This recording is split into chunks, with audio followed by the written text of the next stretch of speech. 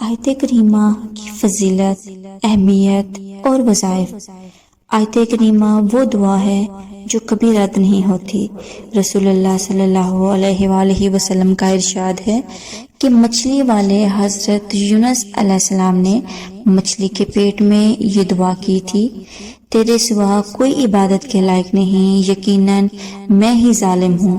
امام ترمذی اور دیگر حدیث میں ارشاد فرمایا کہ یہ دعا حضرت یونس علیہ السلام نے مچھلی کے پیٹ میں کی تھی، جس کی برکت سے اللہ تعالیٰ نے انہیں آزمائش سے نجات عطا فرما دی تھی، جس پر مسلمان مشکل میں اس آیت کا ورد سے دعا کرے گا، اللہ تعالیٰ اس دعا کو ضرور قبول فرمائیں گے۔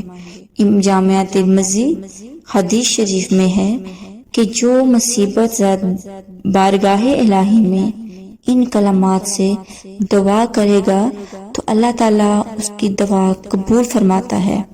اس میں عظیم ہے، یعنی یہ آیت پڑھ کر جو دعا مانگی جائے وہ فوراً قبول ہوتی ہے اور کبھی رد نہیں ہوتی۔